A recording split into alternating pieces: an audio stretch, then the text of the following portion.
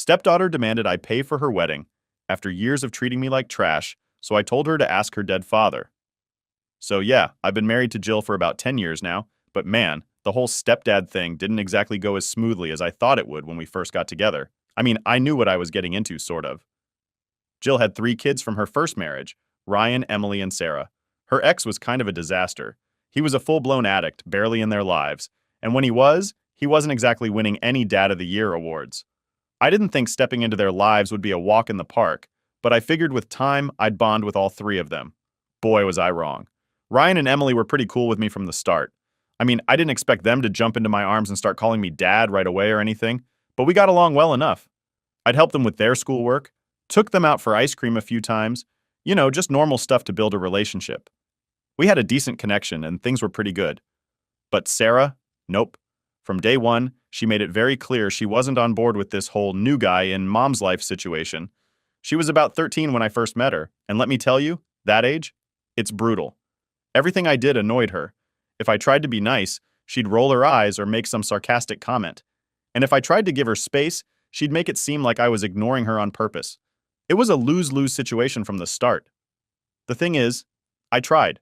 I really did. Jill would talk to her, try to explain that I wasn't there to replace her dad, that I just wanted to be part of the family. But Sarah wasn't having it. She always threw in my face that her dad was the best and that I was just some jerk. It became her favorite line anytime I tried to talk to her. Honestly, I get it. Her dad may not have been a great guy, but he was still her dad, you know? Kids will always put their parents on a pedestal, even if the reality is far from perfect. But still, every time she said it, it cut deep. I wasn't trying to take her dad's place. I just wanted to be someone she could count on. But nope, I was just the jerk, trying to swoop in and ruin her life. I figured things would eventually get better, though. Like, maybe after some time she'd warm up to me, right? I mean, people change, they grow. But things took a hard left when her dad passed away. Now, I wasn't really living with Jill and the kids yet, but I was around a lot. I saw firsthand how Sarah's world pretty much shattered when she got the news. Her dad might have been a mess, but he was still her dad. Losing him hit her like a truck. And whatever dislike she had for me before, it multiplied by 1,000 after that. She didn't just resent me at that point, she actively hated me. It was like she blamed me for everything that had gone wrong in her life. And trust me, it wasn't just some typical teenage angst. She really, really hated me. Jill did her best to help Sarah. She got her into therapy, tried to be there for her as much as possible. But honestly, I don't think it made much of a difference. Sarah would barely talk to me, and when she did, it was nothing but insults or these nasty passive-aggressive comments.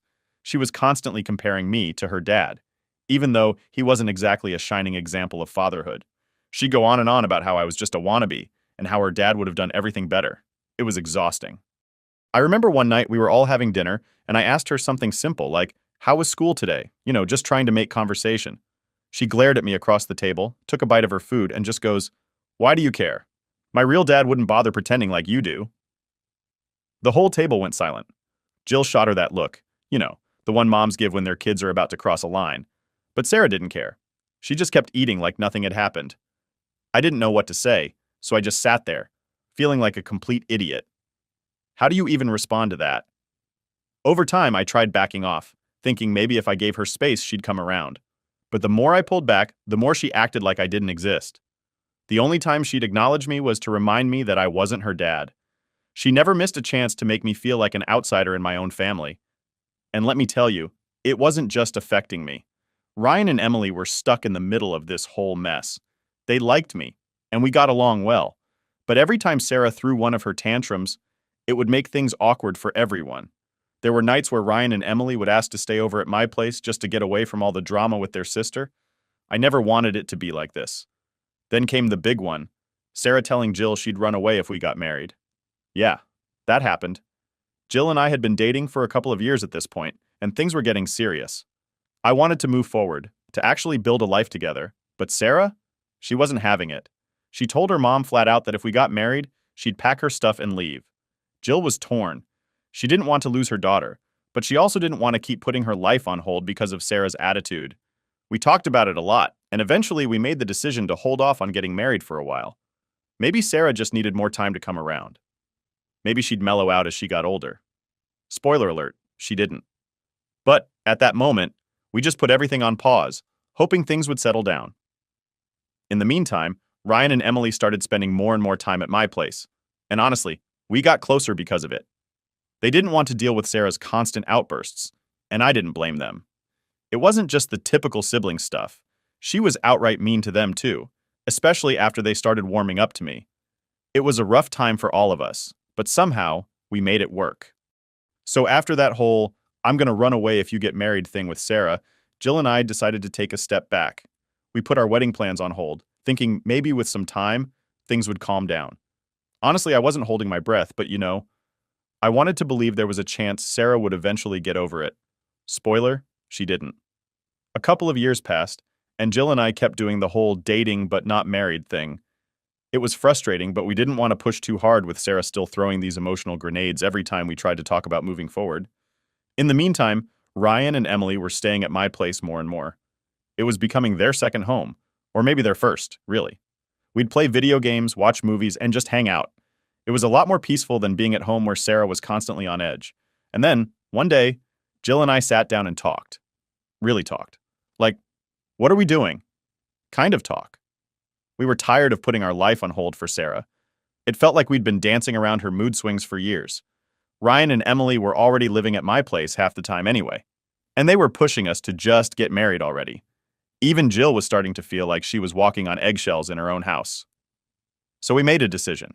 We were going to get married, whether Sarah liked it or not. I remember that conversation with Jill so clearly. We were sitting on the couch, and she was just exhausted. "I love my daughter," she said, "but I can't keep living like this. She's holding our entire family hostage with her anger." She wasn't wrong, and I was done trying to tiptoe around Sarah's feelings, especially when she didn't care about anyone else's. So we set a date. We didn't make a big deal out of it. Didn't throw some huge engagement party or anything like that. We just quietly told the kids that we were getting married. Ryan and Emily were thrilled. They were old enough to understand that Sarah's behavior wasn't normal, and they were actually excited to see their mom happy again. But Sarah? When she found out, it was like World War III erupted in our house. She went ballistic. I'm not even exaggerating. The minute Jill told her, she started screaming about how we were betraying her dad, how we were trying to erase him and replace him with me. And yeah, she threw the usual insults at me, calling me a jerk, telling me I'd never be her dad. But this time, it was worse. This time, she took it out on Ryan and Emily, too. I'll never forget the day she destroyed Ryan's room. Jill had just told her about the wedding, and a few hours later, I hear this crash from upstairs. I run up there, and Sarah's in Ryan's room, throwing stuff around like a tornado. She knocked over his gaming console, ripped posters off the wall, and even smashed a picture frame that had a photo of me, Ryan, and Emily from one of our camping trips. All because she thought her siblings were betraying their dad by being happy for us. Ryan was devastated. He came home and found his room trashed, and all he could do was stand there, staring at the mess. He didn't say anything, but I could see it in his face. He was done with Sarah. He'd tried to be understanding, tried to be patient, but this was too far. I helped him clean up, but the damage was done. That night, he and Emily both came to me and said they wanted to move in with me full time. They were tired of the constant drama with Sarah. They didn't want to feel guilty for being happy or for having a relationship with me. Jill was heartbroken, but she understood. She knew Sarah was pushing everyone away, and she couldn't keep pretending everything was okay. So, Ryan and Emily officially moved in with me, and it was like a weight was lifted off their shoulders. They didn't have to deal with Sarah's outbursts every day, and we finally started to feel like a real family. Of course, Sarah wasn't done with her antics. After Ryan and Emily moved out, she became even more distant. She barely spoke to her mom and almost never came around when I was home. Jill tried to keep the peace, but Sarah was like a ticking time bomb, always ready to explode at the slightest mention of me. One day, she flat out told Jill, "If you marry him, I'll never come back here." I overheard that, and honestly, I didn't even feel angry anymore. I just felt tired. Tired of the constant drama, tired of the insults, tired of trying to make a relationship work with someone who clearly didn't want one. We went ahead with the wedding plans, small ceremony, just family and close friends. Ryan and Emily were both excited and even helped us pick out a venue. Jill kept hoping Sarah would come around, maybe even show up to the wedding. I knew better. Sarah was stubborn, and once she decided she hated someone, that was it. There was no changing her mind. The day of the wedding came, and sure enough, Sarah didn't show up. Jill was upset, but she didn't let it ruin the day. It was actually a beautiful ceremony. Simple, nothing fancy, but it felt right. It was the first time in a long time that I felt like we could move forward without the constant cloud of Sarah's anger hanging over us. But as much as I tried to just focus on the good, I couldn't shake the feeling that things were only going to get worse with Sarah. I mean, how do you come back from something like this? She hadn't just refused to come to the wedding, she'd cut herself off from the entire family. Ryan and Emily barely spoke to her anymore, and Jill was at her wit's end, not knowing how to fix things. A few days after the wedding, I got a text from Sarah. It was short and to the point. "You ruined everything. I hope you're happy." And that was it. No explanation, no follow-up, just pure, unfiltered bitterness. I didn't respond. What could I even say at this point? Ryan and Emily tried reaching out to her a few times, but every time they did, she'd throw some snide comment about how they'd sold out by accepting me into their lives. Eventually, they stopped trying. There's only so many times you can be told you're a traitor before you just stop caring. So, that's where we were. Jill and I were finally married, Ryan and Emily were living with us full-time, and Sarah? Well, Sarah was pretty much gone, at least emotionally. She had her own life now, and we weren't a part of it. But little did I know, this was just the beginning of the real drama with Sarah. Because while we thought things had settled down after the wedding, Sarah wasn't done with us yet. Not by a long shot. So, after the wedding, things with Sarah got even worse, if that was even possible. Like I mentioned before, she didn't come to the ceremony, and while Jill was heartbroken about that, we both tried to move forward. I mean, we were married now, and Ryan and Emily were fully on board living with us, and honestly, life was good in a lot of ways. But Sarah? She went full radio silence. At first, I thought maybe she just needed time to cool off. I figured she'd be mad for a while, but eventually she'd come around. I didn't expect her to suddenly want a relationship with me, but at least talk to her mom, right? But weeks went by and she didn't say a word to Jill. Not even a simple congratulations or anything. It was like we didn't exist. Jill was torn up about it. She tried calling, texting, even showing up at Sarah's place, but Sarah wouldn't answer the door. It was painful to watch Jill go through that, knowing there wasn't really anything I could do to fix it. Sarah had made her choice, and she wasn't interested in being part of our lives anymore. Ryan and Emily weren't surprised. In fact, they were kind of over it at that point. Sarah's behavior had been so toxic for so long that they just stopped caring.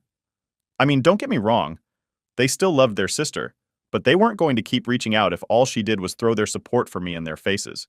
It was exhausting for everyone. Then out of nowhere, about 6 months after the wedding, Sarah reaches out to me. Not Jill, me. I'll be honest, I was shocked. I hadn't heard from her directly in what felt like forever, so when I saw her name pop up on my phone, I was like, what now? I wasn't exactly expecting a friendly chat. So I opened the text and guess what? She's not texting to make amends. Nope. She's asking me if I'm going to pay for her wedding. Let that sink in for a second. This is the same girl who spent years telling me I'm a jerk, that I'm not her dad, and that her real dad was some kind of superhero. The same girl who trashed Ryan's room because he dared to accept me as his stepdad. And now, after completely ghosting us for months, she suddenly wants me to pay for her wedding? I couldn't believe it. I didn't respond right away. I mean, how do you even answer that? I showed Jill the text, and she just kind of sighed. She knew what Sarah was like, but this was something else. Jill didn't tell me what to do.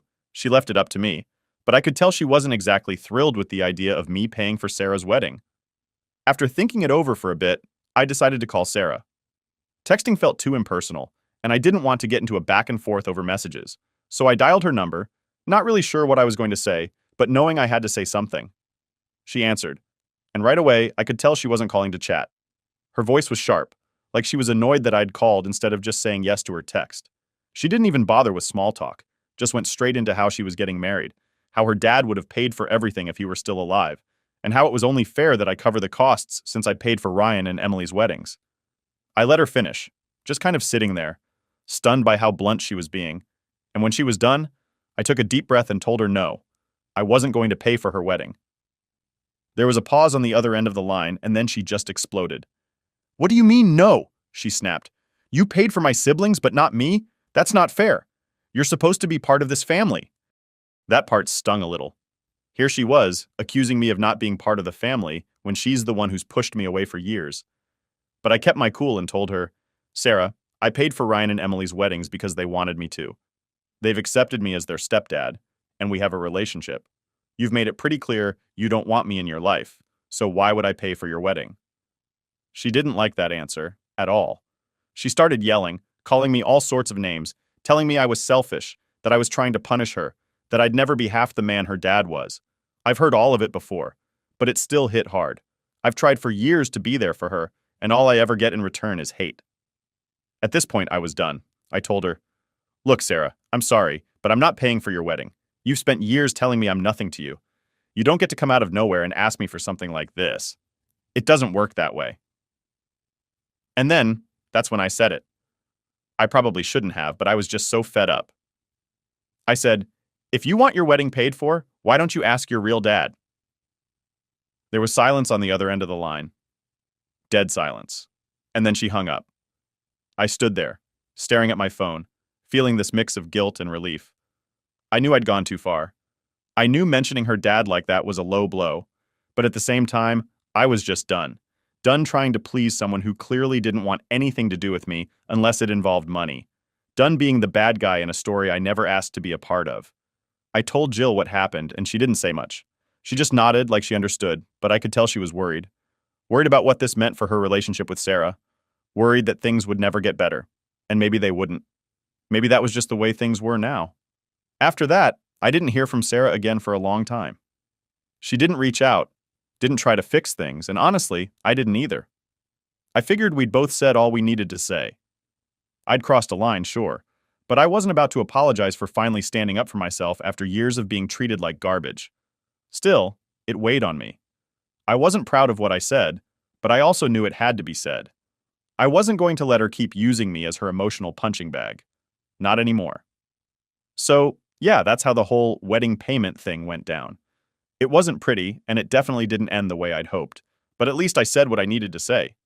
Maybe now she'd finally realize that you can't just treat people like crap and expect them to give you whatever you want. But who knows? With Sarah, it's always something.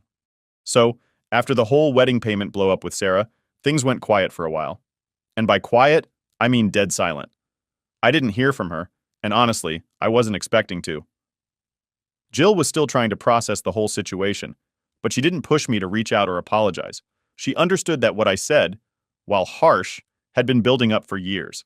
I mean, anyone would have snapped at that point, right? Anyway, life went on. Ryan and Emily were living with us, and it was good. Peaceful, no drama. I think they were both relieved that Sarah wasn't around to stir things up anymore. We'd talk about her from time to time, but not much. It's like everyone just decided that this was the way it was going to be, and we all moved on. But of course, that peace didn't last. It was probably about 2 or 3 months after the whole "ask your real dad" incident that I got a call from Ryan. He was out with some friends, and guess who he ran into? Sarah. Apparently she'd been avoiding all of us, but she'd been keeping in touch with a few of her old friends from high school, and one of them was part of Ryan's group. Awkward, right? Ryan said the whole thing was weird. Sarah didn't talk to him much, but she did make a point of letting everyone know how terrible I was for refusing to pay for her wedding.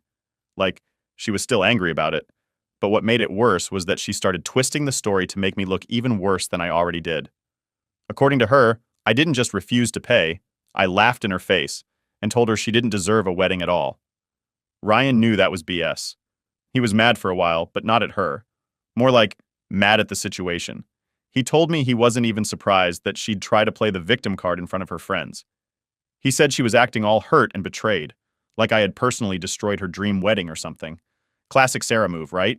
Play the victim, shift the blame, make it all about her. That night, Ryan came home and filled me and Jill in on what happened. Jill didn't say much, just listened. I could tell she was hurt by what Sarah was doing, but again, she wasn't surprised. At this point, none of us were. But then, things took a turn I wasn't really expecting. A few days after Ryan's run-in with Sarah, I get a call from a number I don't recognize. I normally don't answer unknown numbers, but something told me I should pick up. So, I do. And it's Sarah. Now I haven't spoken to Sarah since that whole wedding argument, so I wasn't exactly sure how this was going to go. At first I thought maybe she was calling to apologize or at least try to patch things up. But no, it was nothing like that. The second I answered, she went right into it. "You really think you can just say whatever you want to me and get away with it?" She snapped. I was caught off guard, obviously. I tried to stay calm and asked her what she was talking about, and that's when she unloaded. She started accusing me of turning Ryan and Emily against her, saying that I was the reason the family was falling apart. She even blamed me for her mom and her not talking much anymore. Apparently, I was responsible for all of it. I couldn't even get a word in. She just kept going, saying how I've ruined everything, how I've always tried to replace her dad, and how she can't believe her mom chose to marry someone like me.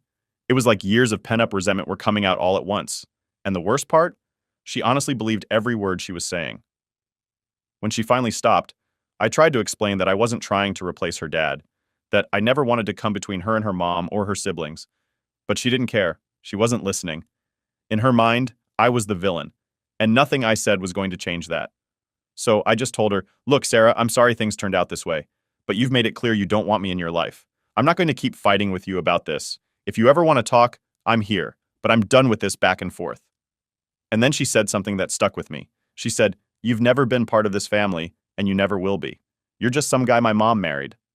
That one hurt. I mean, after everything I'd been through with her siblings, after years of trying to be there for her, she still saw me as nothing, just some guy. But I wasn't about to let her see that it bothered me, so I just said, "Okay, if that's how you feel, I get it." And then she hung up. I sat there for a while, just kind of processing everything.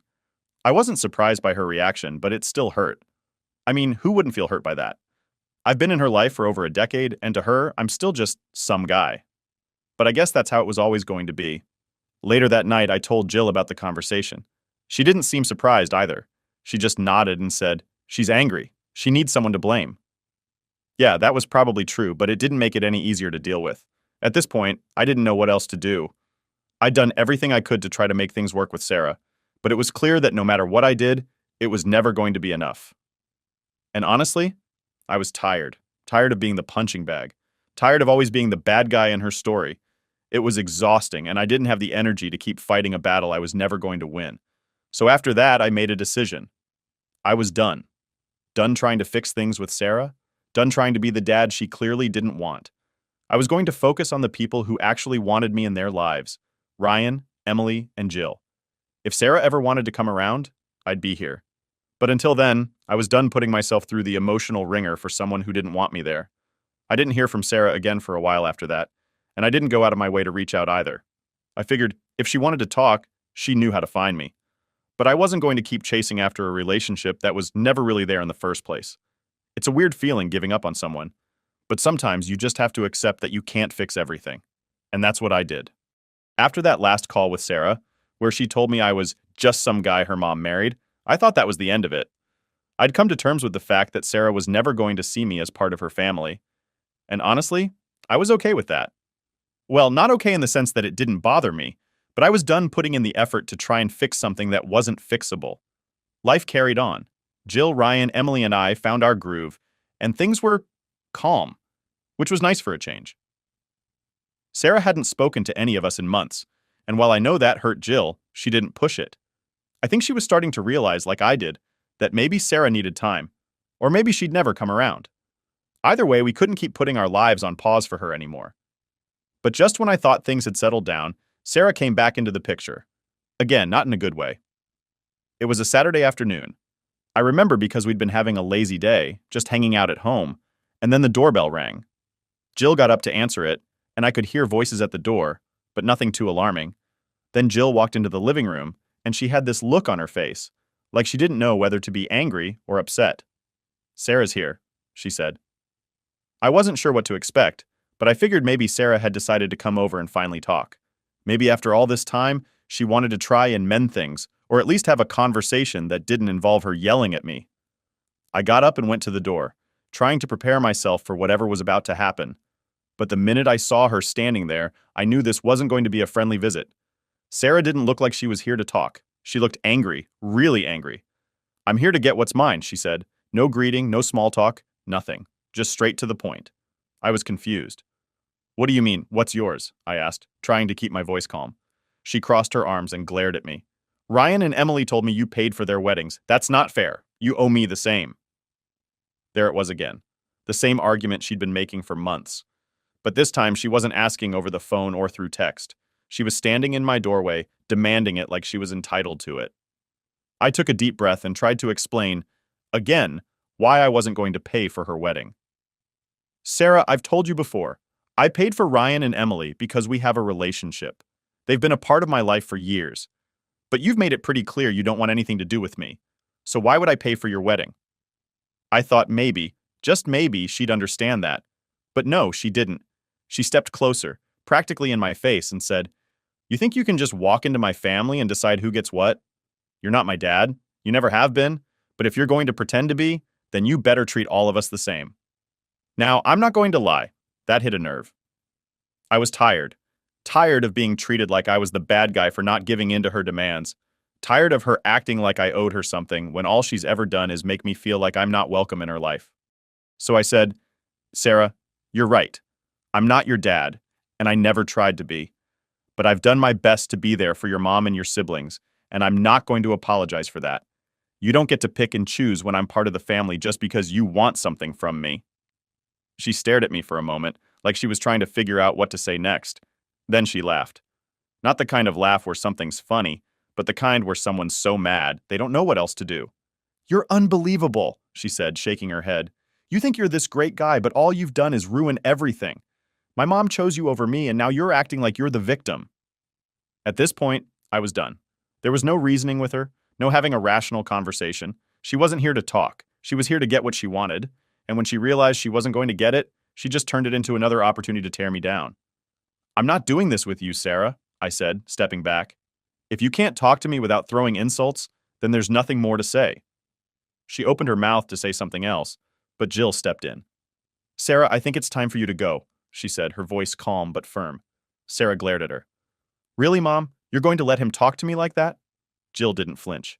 "This isn't about him, Sarah. This is about you coming here demanding something you know isn't fair and expecting everyone to just give in because you're angry. You need to leave." For a second, I thought Sarah might actually listen, but instead, she shook her head, gave us both one last disgusted look, and walked out the door without another word. After she left, Jill and I just stood there in silence for a while. I could tell she was upset, but she didn't say anything. Finally, she just sighed and said, "I don't know what to do anymore." Neither did I. I mean, what could we do? Sarah had made it clear that she wasn't interested in anything other than getting what she thought she was owed. And no matter how many times we tried to explain our side, it didn't matter. She didn't want to hear it. After that, things went quiet again. Sarah didn't reach out, and we didn't either. I think we both needed time to process what had happened. It wasn't just about the money anymore. It was about the fact that Sarah had no intention of ever seeing me as part of her life, no matter what I did. And at this point, I had to accept that. My stepson falsely accused me of hitting him.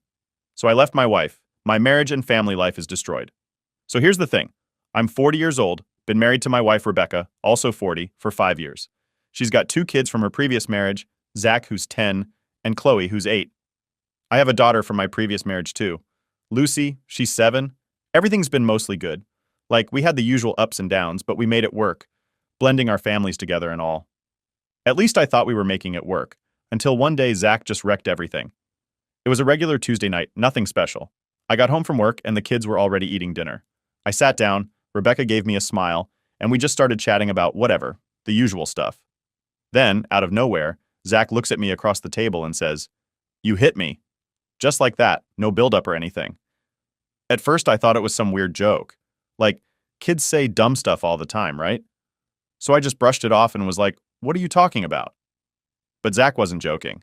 He stood by it, saying that I hit him a few days ago when Rebecca wasn't home. I was stunned. I've never laid a hand on that kid, or anyone for that matter. I don't believe in that kind of discipline, and besides, I've never even felt the urge to. So I said, no, I didn't, and just looked at Rebecca, waiting for her to back me up. But instead of saying anything, she just stared at Zach and then turned to me like she was processing it. She didn't believe me. I could tell just from her face. I felt this panic set in. It's hard to explain, but it's like the room got smaller all of a sudden. I was stuck between wanting to defend myself and not knowing how to, because how do you argue with a lie like that?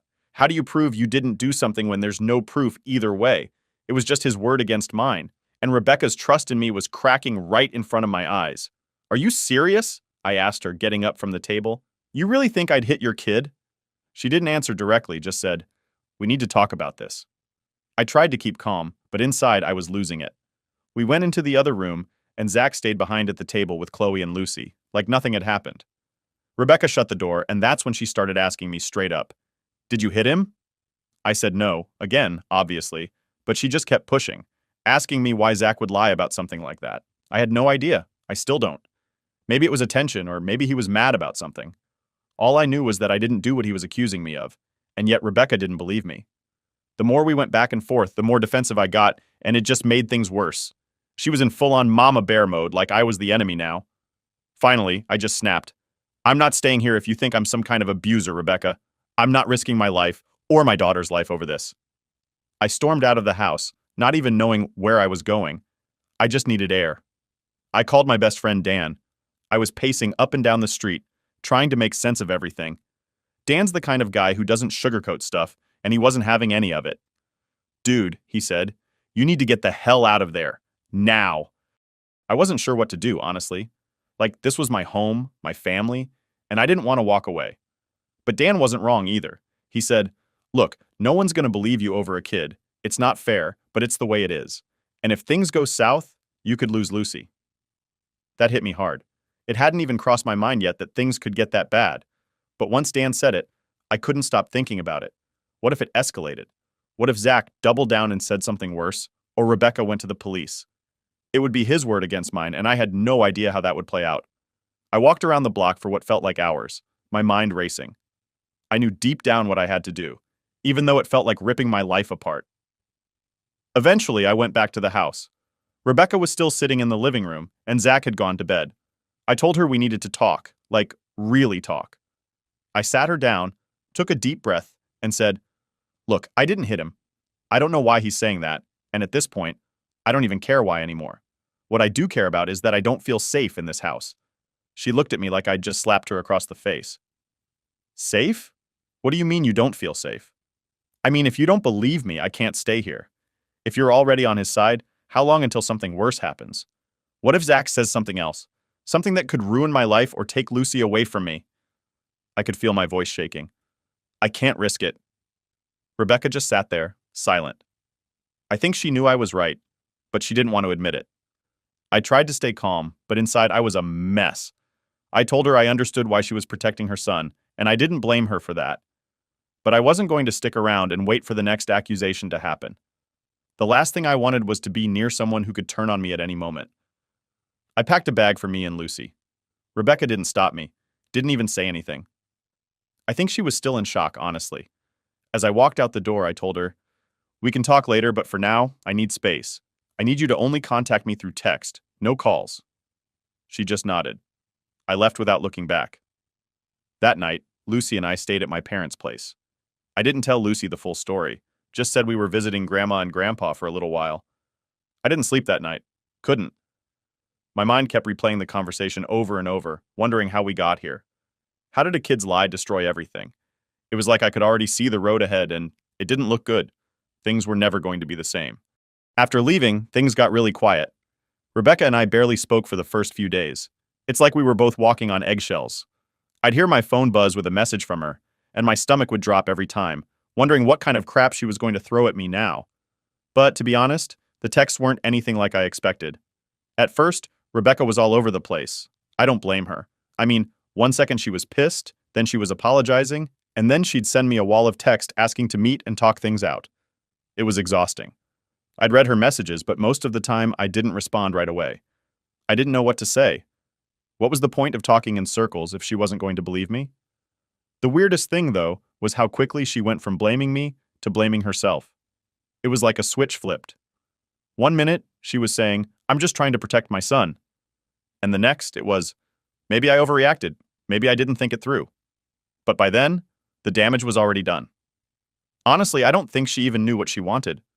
Part of her was probably thinking she could smooth it over, act like things could go back to normal if we just talked. But there was no going back. Not after she looked me in the eyes and doubted me like that. The problem is, once you cross that line, you can't just uncross it. Those first few weeks after I left were brutal. I was stuck between trying to protect myself and wondering if I was doing the right thing by walking away. I missed Rebecca, sure, but every time I thought about her, I saw that moment in my head when she sided with Zach without even hearing me out. It was like this tape playing over and over in my brain, and I couldn't turn it off. Lucy adjusted way better than I thought she would. She didn't ask a lot of questions, which I was thankful for. I just told her we were staying with Grandma and Grandpa for a while, and she accepted it. Kids are way more resilient than we give them credit for. I tried to keep things as normal as possible for her. We'd go to the park, play games, keep up with her schoolwork. I wanted her life to feel steady, even though mine was unraveling.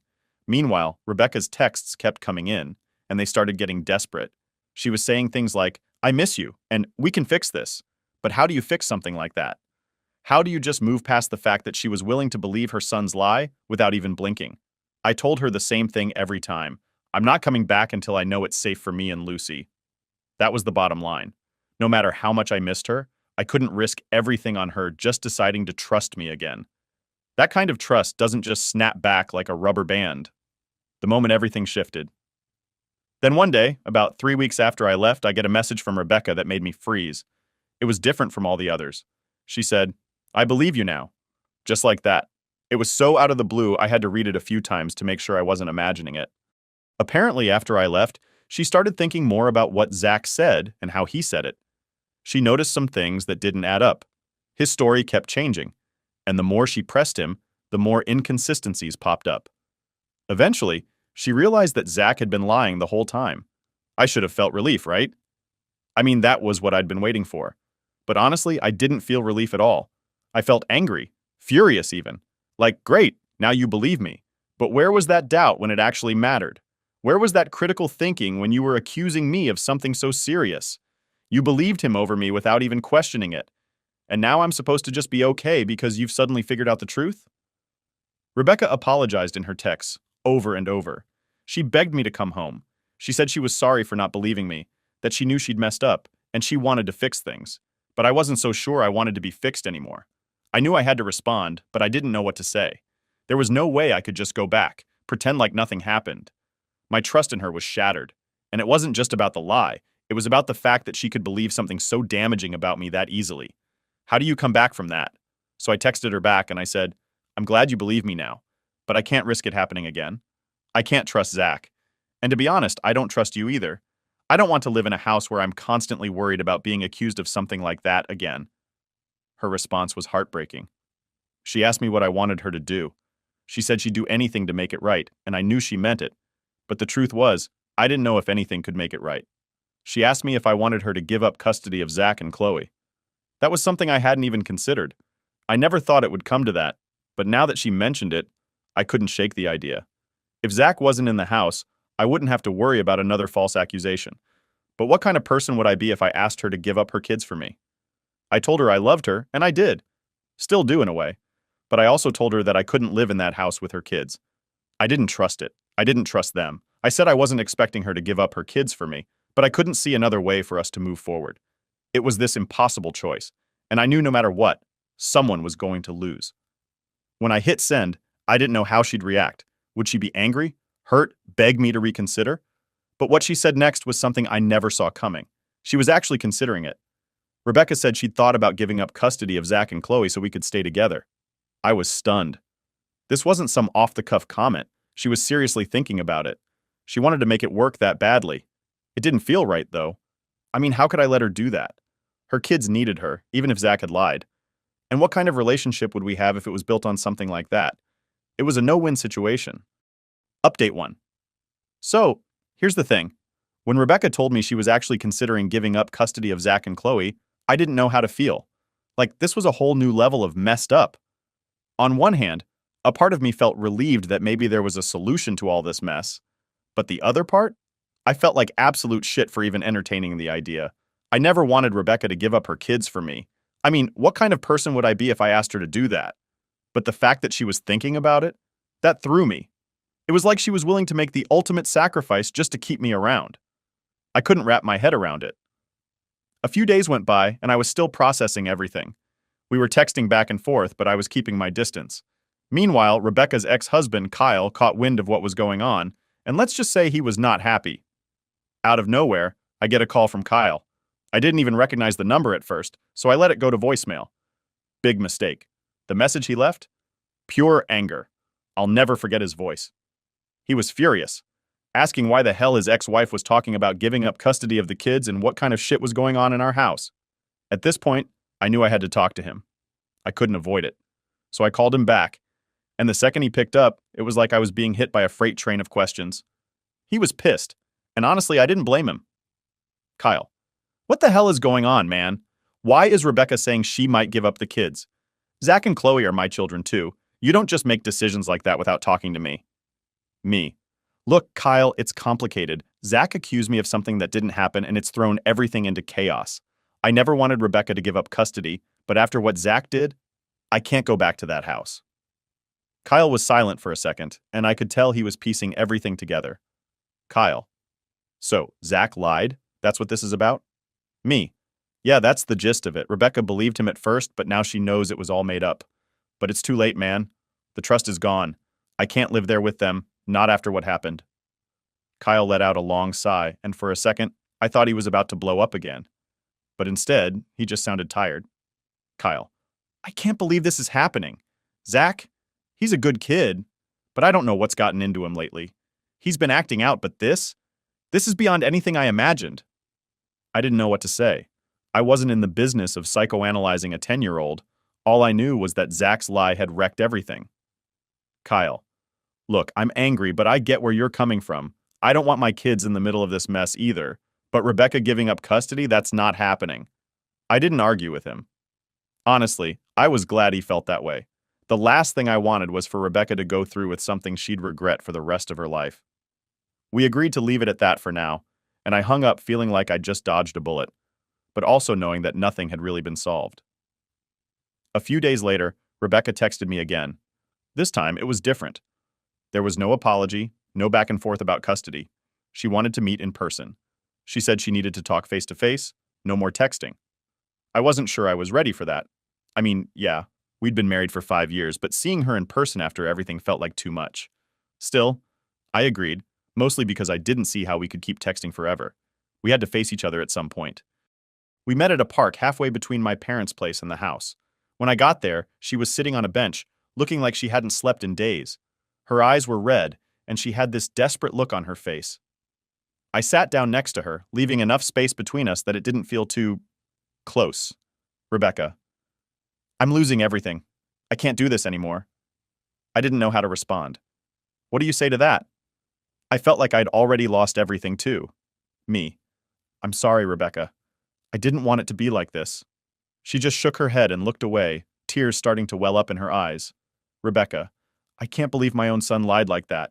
I can't even look at him right now. He's staying with Kyle full time, and I don't even know when I'll see him again. There it was, the raw truth.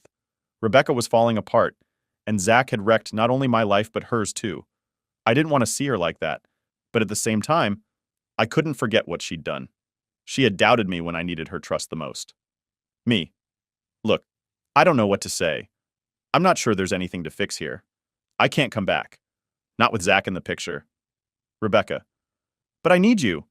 And now... She paused, taking a deep breath. I'm pregnant. My heart stopped. I wasn't expecting that, not even close. I just stared at her, trying to process what she'd said. Pregnant? Now? In the middle of all this? Me. How far along are you? Rebecca. 12 weeks? I just found out a few days ago. I didn't even know what to say. It felt like everything had just gotten 100 times more complicated. Rebecca. I'm scared, okay? I don't want to go through this alone. I'm sorry for everything, for not believing you, for all of it, but please don't leave me now. I could see the panic in her eyes, and for a second, I felt guilty. Like maybe I was abandoning her. But then I remembered everything we'd been through, everything Zach's lie had done. This wasn't just about her anymore. It was about protecting Lucy and myself, too. Me. I'm sorry, but I can't do this. I can't come back and pretend everything's fine just because you're pregnant. We're still getting a divorce. Rebecca's face crumpled, and for the first time in a long time, I saw her break down completely. She cried, and I just sat there, watching her. There was nothing else I could do. I felt like the worst person in the world, but I knew I had to stand my ground. After that, we sat in silence for a while.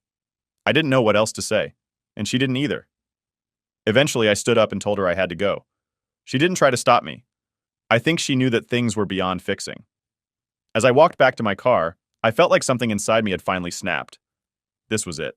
There was no going back, no second chances. I'd done everything I could, but in the end, it wasn't enough. I drove home feeling numb, like my entire world had collapsed. And maybe it had. Update 2. The days after that conversation at the park felt unreal, I guess. I mean, here I am, dealing with a divorce, a false accusation from a kid I thought I was starting to connect with, and now, a baby on the way. It was like life kept throwing stuff at me, and I was just standing there, taking it. I kept telling myself to stay strong for Lucy, but it was hard. Rebecca and I didn't talk much after the park. We went back to texting, but it was different now. The tone was off. She wasn't begging me to come back anymore. Instead, she was resigned. Like she'd finally accepted that this was happening, that our marriage was really over. The divorce papers were already in motion. We'd both agreed to keep things as civil as possible for the kids' sake. But no matter how calm we tried to stay, there was still this huge elephant in the room. The baby. I didn't know how to feel about it. One part of me wanted to be excited, you know? A baby is a big deal, and under normal circumstances, I probably would have been over the moon. But these weren't normal circumstances. Not even close. I was angry, confused, and honestly scared out of my mind about how this was going to play out. Co-parenting with Rebecca was already going to be complicated with Lucy, and now we were adding a newborn to the mix? I tried not to think too much about the future, though. I was focused on getting through each day, one at a time. I had to make sure Lucy was okay, that she wasn't affected by all the chaos going on around her. A week or two after our talk, Rebecca sent me a long message about Zach. She told me that their relationship had completely fallen apart since the whole incident. Zach had moved in with Kyle full-time, and Rebecca barely heard from him anymore. She tried calling, texting, even showing up at Kyle's place, but Zach wanted nothing to do with her. Honestly, I wasn't surprised. Kids can be ruthless sometimes, and Zach was probably feeling the weight of his lie. He knew what he'd done, and now that everything was out in the open, it was like he couldn't face the consequences. So, instead of trying to fix things with his mom, he just disappeared.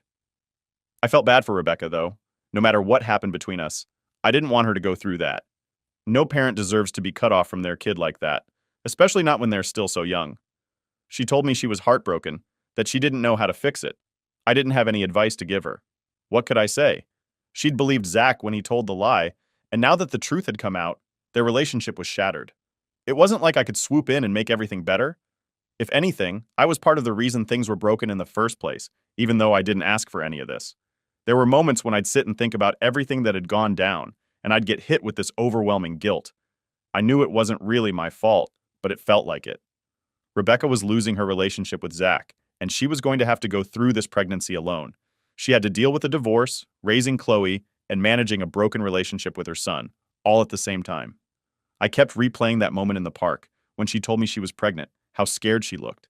And now, here I was, living at my parents' place with Lucy, and Rebecca was left to pick up the pieces. It was hard not to feel responsible for some of it, even though I knew it was Zach's lie that started all of this. But that's the thing about guilt. It doesn't care about logic.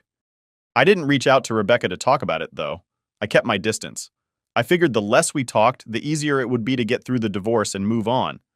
But that didn't stop the guilt from creeping in, especially at night when I was alone with my thoughts. After a few more weeks, things started to settle down a bit. The legal stuff was moving along, and Rebecca and I had come to an agreement about Lucy. We'd share custody, and I'd make sure to stay involved as much as possible. It wasn't the perfect setup, but it was better than nothing. Rebecca was still struggling with Zach, though. She'd tried to reach out again, but Kyle wasn't having it. He was still pissed about the whole custody conversation, and I couldn't blame him. If the roles were reversed, I would have been just as angry. Rebecca told me she hadn't seen Zach in over a month. He was ghosting her, and she didn't know how to handle it. She even tried talking to Chloe about it, but that just made things worse. Chloe was confused and upset about everything, and she didn't want to be stuck in the middle. The whole family dynamic had completely fallen apart. I didn't know how to help. I wasn't in a position to offer advice or be there for Rebecca in the way I used to. I had to focus on Lucy, on building a stable life for the two of us. But still, hearing Rebecca's messages, it was like a punch to the gut. I could hear the pain in her words, and I hated that I couldn't do anything about it. Rebecca's pregnancy continued to be the big, looming thing in the background. Every few days, she'd update me on how she was feeling, how the baby was doing. It was weird, knowing that I was going to be a dad again, but not being part of the process like I was with Lucy. I wasn't going to be there for the doctor's appointments, the ultrasounds, or even the birth. It felt disconnected, like I was watching it all from the outside. We talked a little about how we'd handle things once the baby was born. Co-parenting was going to be tricky, especially since we'd be living apart. But we agreed that we'd figure it out as we went. We didn't have much of a choice. Rebecca said she'd do everything she could to make sure Zach didn't cause any more problems. But even with that promise, I couldn't shake the feeling that it was too little, too late. The damage had already been done. I guess looking back, this whole thing feels like a slow-motion train wreck. I didn't want any of this to happen, but once it started, there was no stopping it. One lie from Zach, and my entire life flipped upside down. Now here I am, trying to pick up the pieces and figure out what comes next. Rebecca's about to give birth to a baby we'll have to co-parent while we go through a divorce. Zach is barely in the picture, and Lucy is the only thing keeping me grounded. All I can do is keep moving forward and hope that, someday, things get better. Update 3. The day I officially got the divorce papers in my hand was the weirdest feeling. I'd been expecting it, waiting for it, but when it actually arrived, I just stared at the envelope for a while. I wasn't even sure why it hit me so hard. It wasn't like it was a surprise. Rebecca and I had both agreed this was where we were headed. Still, it felt like the final nail in the coffin of a life I thought I'd be living for a lot longer. I didn't open the envelope right away. I just left it on the kitchen counter and went about my day trying to distract myself with Lucy. She's so intuitive, that kid. She could sense something was up, even though I was putting on my best everything's fine act. She kept asking me if we were still going to the park later, like she was testing to see if the plan was still on. I promised her we'd go, no matter what. It's moments like that when you realize how much kids pick up on, even when you think you're hiding things well. She didn't know about the divorce yet, not the full picture anyway. I told her that her mom and I weren't going to live together anymore, but explaining the why of it all, I wasn't sure how to do that without dumping adult problems on her. She didn't need to know the specifics. She just needed to know I was there for her no matter what. Rebecca's struggles. Meanwhile, Rebecca was in her own world of chaos. She was dealing with the final stages of pregnancy, the divorce, and trying to fix her relationship with Zach. I'd hear bits and pieces from her through texts, mostly about how difficult it had become to even get Zach to respond to her. He was still living full-time with Kyle, and from what she told me, he was barely talking to her. I didn't say much when she'd vent about it. I mean, what could I say? It wasn't like I could swoop in and fix that relationship for her. Zach had made his choices, and Rebecca was dealing with the fallout. I felt for her, honestly. I might have been pissed at her for how everything went down between us, but no parent deserves to lose their relationship with their kid. And from what I could see, Zach wasn't budging.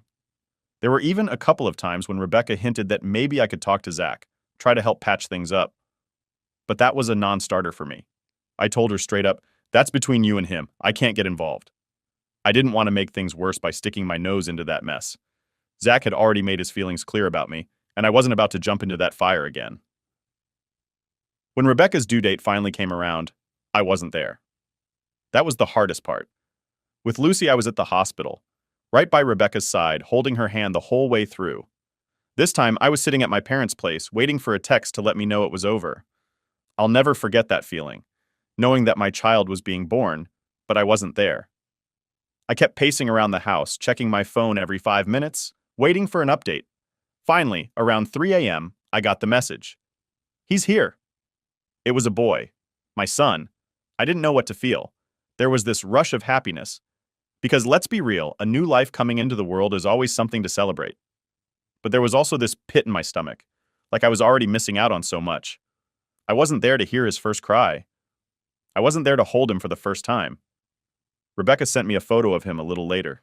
He was tiny, wrapped up in one of those hospital blankets with a little hat on his head. He was perfect, and I wasn't there. The first few weeks after the baby was born were complicated. Rebecca and I were trying to figure out how to co-parent, but it was messy. She needed help, but I wasn't living there anymore, and I had Lucy to think about too. There was this constant back and forth about when I could come over to see the baby, how often I'd be involved, what was fair, and all that. I went over a few times to help, but it was awkward. There was this wall between us now. We weren't just parents anymore. We were divorced parents. Every interaction was tinged with this unspoken tension, like we were both just trying to get through it without bringing up all the crap that led us here. But holding my son for the first time, that was something else. He was so small, and I just kept thinking about how much I'd missed already, even though he'd only been around for a couple of weeks. I wanted to be there for him, to be the dad he needed. But how was I going to do that from a distance? Co-parenting with Lucy was already hard enough. Adding a newborn to the mix made it feel impossible. Rebecca was still dealing with Zach's absence, and it was weighing on her. She tried to hide it, but I could see how exhausted she was. She'd talk about how she didn't know how to juggle everything, being a mom to Chloe, raising a newborn, and trying to fix things with Zach. I didn't have the answers, and I wasn't in a position to offer much support beyond being there for the baby. After a couple of months, things started to settle into a weird kind of normal. Rebecca and I worked out a routine for sharing time with the baby, and Lucy was adjusting to the new situation. I'd have Lucy with me most of the time, and then I'd go over to Rebecca's to see the baby a couple of days a week. It wasn't ideal, but we made it work. There were still plenty of moments where I felt disconnected, like I was only getting bits and pieces of my son's life. But that was the reality now. I had to accept that I couldn't be there every second, that I had to let go of the idea of a normal family. Because nothing about this was normal. Lucy, though, she was a rock star through it all. She took to being a big sister like it was second nature, and seeing her with the baby brought a little bit of light into the mess. She didn't care about the divorce or the custody stuff or any of the adult drama. All she cared about was her baby brother, and that was enough for her. Now, looking back at everything that's happened, I'm still trying to wrap my head around it. One false accusation, and everything unraveled. My marriage, my family, my life, it's all been flipped upside down. But somehow I'm still standing. I've got Lucy, I've got my son, and I'm trying to build something out of the wreckage. It's not perfect, and it probably never will be. But it's the life I've got now, and I'm doing my best to make it work.